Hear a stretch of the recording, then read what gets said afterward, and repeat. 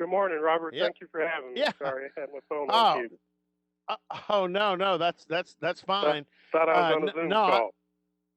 call. Do you need to go back to it? We No, can no, if no, you've no, got. no. I said I thought I was on a Zoom call. You got to keep Oh. yourself on Zoom all the time. Anyway, good morning. Thank Uh, you for having me no, on. we're. Oh no, we're just on the phone. We're Yeah. not radio. We're not quite doing the Zoom thing just yet. Although I've Well, been on a lot of Zoom calls too.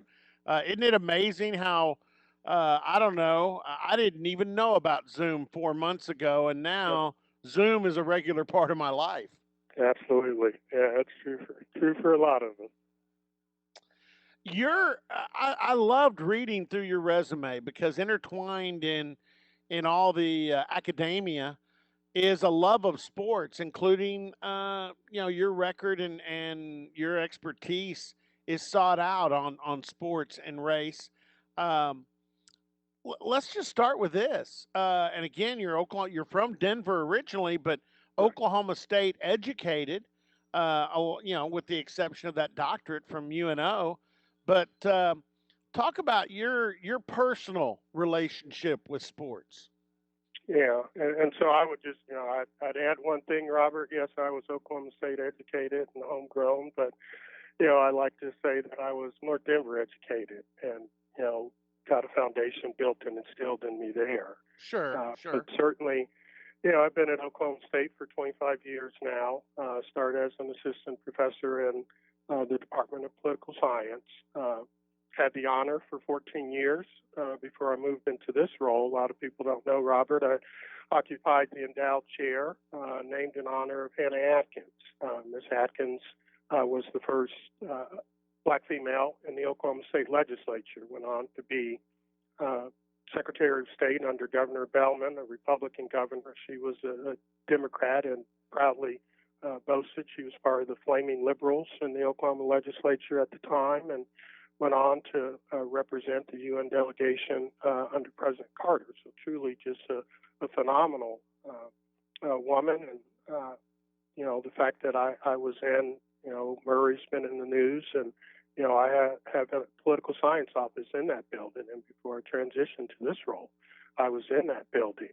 And so watching those letters come off the building was incredibly personal and powerful and poignant for me. And so I stood and watched the letters come off of both buildings. And, that's an important part of the commitment of Oklahoma State to diversity and inclusion. And I've had folks that have reached out to me and they're angry and upset because it took so long to get the name off. And, I acknowledge and validate, right, those feelings. But as I look at the building, the letters are gone. And that's certainly continued evidence of our commitment to diversity and inclusion here at Oklahoma State. You go down the block there, Robert, and you've got a sculpture of Nancy Davis, our first black student here in 1949.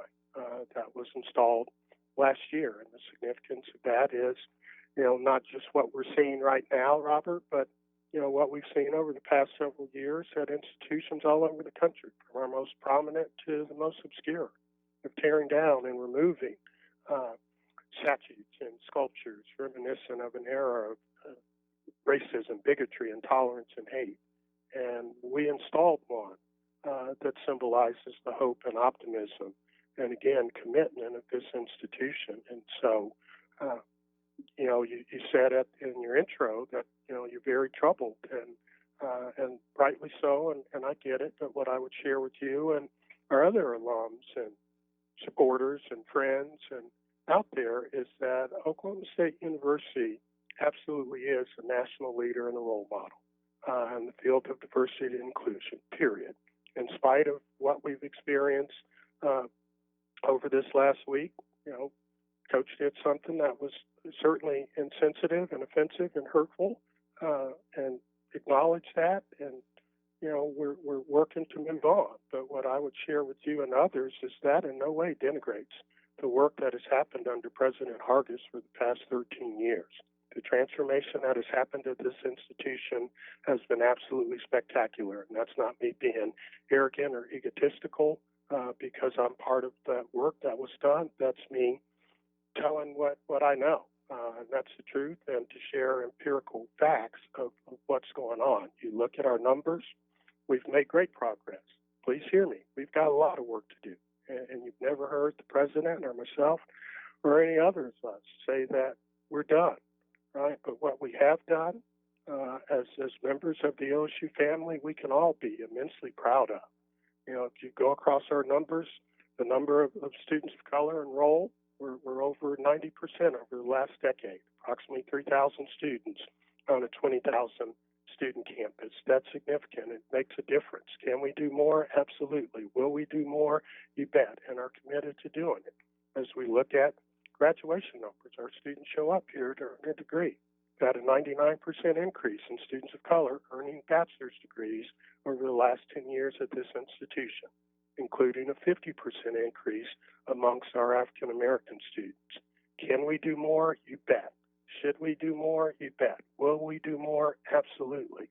But the facts that are out there, you know, I listen to the folks on ESPN and Stephen A. Smith, you know, castigating Oklahoma State as, you know, this institution of racism, bigotry, and intolerance that, you know, don't care. And, you know, that's not true. And it's important for us, Robert, to know and understand what the story of Oklahoma State University is and the efforts that we're making and the success and achievements we have had. You know, people get upset with me because I say, you know, we won a lot of awards. Over the past decade, Robert, we've received 25 nationally prestigious awards and recognitions for our commitment to diversity and inclusion. Over on the second floor of the Student Union, we built an inclusive excellence wall that houses more nationally prestigious trophies and awards for diversity and inclusion than any other institution in the nation over the past several years, period. Right here at Oklahoma State, we're still in one of the reddest states in the union as a political scientist, right? That's just an irrefutable fact. It means we tend to be fairly conservative. We're the 8th of 9 states to have an anti-affirmative action provision that was voted into the Oklahoma Constitution in November of 2012. And in spite of the parameters within which we work, Robert, Oklahoma State has absolutely been a beacon of light for what's possible in higher education in terms of diversity and inclusion.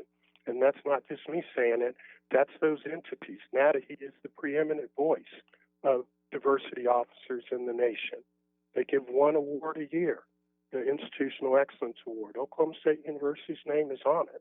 They give one Dr. Frank Hale Distinguished Service Award a year. Oklahoma State University's name is on that award. So again, you know, we're at a place that we absolutely all should be proud of. And this committee that we've now put together that I will chair under institutional diversity is simply an extension of that commitment. You know, as we look across OSU athletics, right? There's a history there that matters and is relevant in the context of the discussions we have today. I believe we were the first, or certainly one of the first schools across the old Big 8, Big 12 to hire an African-American football coach, and Coach Simmons. Coach Boynton is magnificent. Work with he and his staff a lot. Coach Boynton is our second African-American basketball coach. Coach Hamilton, Leonard Hamilton, was here when I was a student here back in the mid-'80s. He's at Florida State now. And so there are some things that are important to the context of the conversations that we're having today. And again, as you know, alumni, as members of the OSU family, as supporters, as donors of the OSU family, there are some pretty spectacular things occurring at Oklahoma State. But please hear me. We're not done. We're proud of what we've done, and we all should be proud of it. But we're absolutely not satisfied. We've got more work to do. But, you know, we've got to have conversations about how we progress. And, you know, there are lots of folks that have ideas and thoughts on things that we can be doing better, and we'd love to hear them. The president has never been unwilling to meet with students, alumni, faculty, or others when it's about diversity and inclusion. I'm usually in those meetings. And, certainly I've never been unwilling to meet with someone to have discussions and conversations about where we're at and the progress we've made. The only thing I say, Robert, is, right, if let's have conversations, and let's have conversations from an informed, intelligent standpoint and not based on speculation, conjecture, and innuendo of what we think may be going on. There's some very real empirical facts. Our commitment to diversity and inclusion has been and continues to be unwavering under President Hargis and a Board of Regents that support it. And that commitment is real, it's valid, and it's verifiable. And so I'm excited to have this opportunity to share and work with some great people as we finalize the makeup of this Athletics Diversity and Inclusion Committee that, again, will be housed under the Division of Institutional Diversity. And we have several other committees that it will be similar to. We have an Inclusive Excellence Advisory Board that's been in place way beyond me. Goes back to Dr. Mitchell and beyond. I have an Inclusive Leadership Council that's made up of the 8 presidents of our affinity faculty and staff groups, and that's significant, Robert. A lot of institutions have no affinity faculty and staff groups. And for those of you from the business world, there are BRGs, business resource groups, or employee resource groups that creates a sense of place and home and empowerment and produces creativity and innovation that helps the institution move forward. And so, there are lots of things that are happening here at Oklahoma State, and hearing Stephen A. Smith and others castigating Oklahoma State as some racist bastion of bigotry, hatred, and intolerance is incredibly disheartening and frankly frustrating and angering because you're not talking about the facts. You're talking about a particular incident that, again, in no way represents or reflects the values of this institution. Yes, Coach is a leader and representative of this institution, but that one incident in no way, first of all, reflects or represents the values that have been demonstrated by President Hargis, his administration, and frankly across our student body.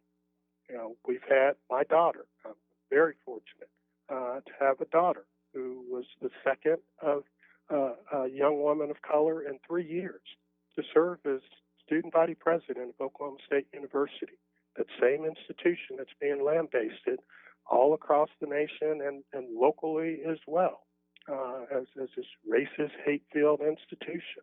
That doesn't happen if that's the case. Those numbers of graduates, particularly our black students who've earned degrees, that doesn't happen in a racist, hate-filled institution. The number of faculty, we've had about an 88% increase in faculty of color in classrooms across Oklahoma State over the last decade. That's hard to do. Folks look at Oklahoma on a map and see Stillwater and think, that may not be where I want to come.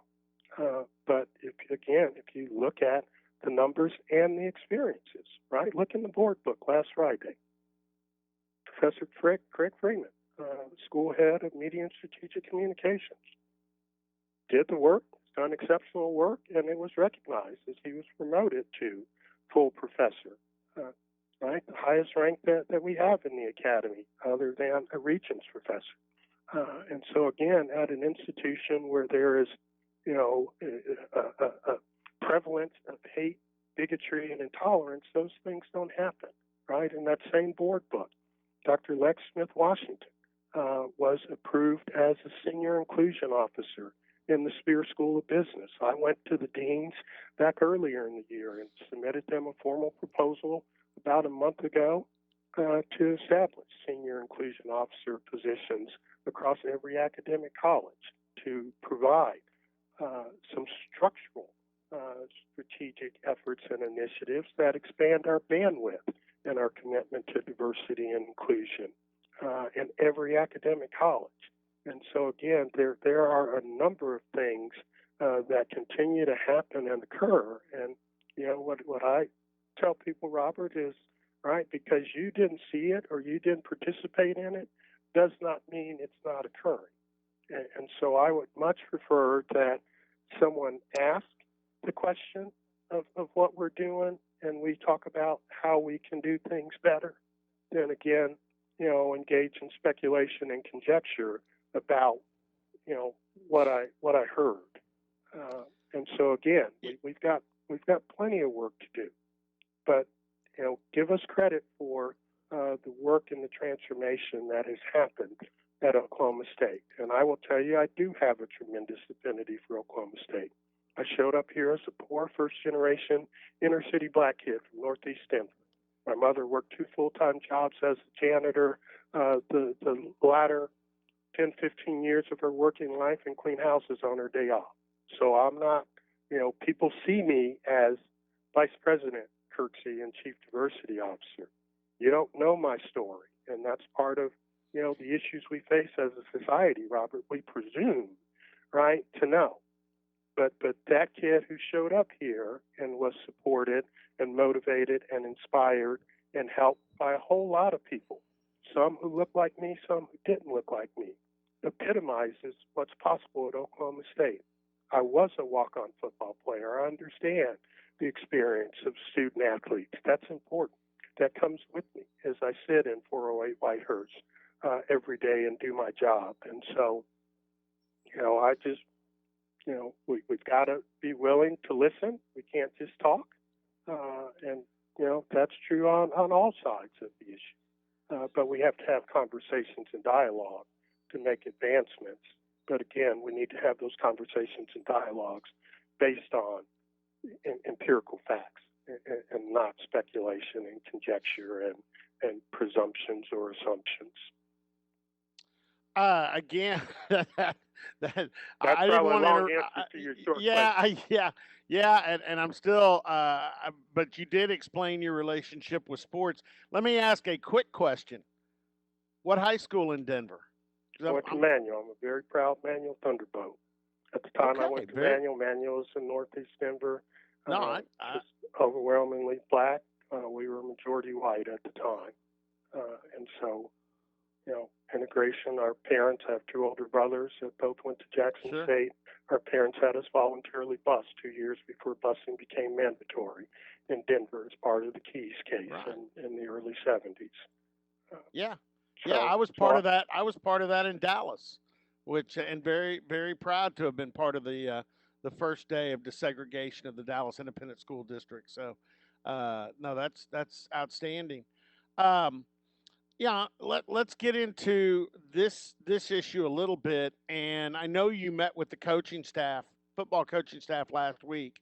I love the fact you're a former walk-on football player. We share that union. I hope you had more success than I did. But when you met with the coaching staff last week, what was your impression? And I know you guys met for a couple of hours. Yeah, and so I will tell you, I didn't have much success either, Robert. I figured out pretty quickly I was much better in the classroom than I was on the football field. So that's why I didn't do it. I was much better. Hey, Dr. Kirksey, I was much better talking. So that's what I got into. But you're pretty good at that too. Well, but yeah, so we met. So last year I did a 2-hour inclusive excellence leadership workshop for our entire executive team at Oklahoma State, including the president, the provost, every VP, every academic dean, and all of the branch campus presidents. And so when I talked with Coach Gundy, we talked about something that was important to do to move towards making the change, and this was certainly an important first step. And he asked me to come over, and so I went over and presented to them a very similar inclusive excellence 2-hour workshop that the comments were very positive for me and some of the others that were there. Received some notes to that, and they've expressed that they appreciated it, and there's more work to do, and there's always opportunities. I'm not one that sees challenges. There are always opportunities, and I'm one that my kids will tell you, and lots of folks that know me, that life itself isn't life itself is pretty simple. We tend to complicate it, and what I do as a chief diversity officer, that's what I tell people when I go around the country and talk to companies and higher ed institutions is, it's not rocket science. Everything that I know and I tell people today to make advancements in terms of creating cultures of inclusions, I learned as that poor, black kid in Northeast Denver at Head Start. You work hard, you do your best, you're kind, polite, respectful in people, you don't make fun of people, and most importantly, you treat people the way you want to be treated. And life really is that simple. It's not immensely complicated, and these aren't complex issues. We approach Have you things, met with? Oh, go ahead. I'm sorry. Like I said, we approach things. We have dialogues and conversations. We all have blind spots. Robert, I've researched, taught, published, been a federal court certified expert witness on voting rights, and I've been black for 53 years. It doesn't make me an expert, but I know a lot. But I also know a lot to understand that common sense, context, and culture helps us work through anything.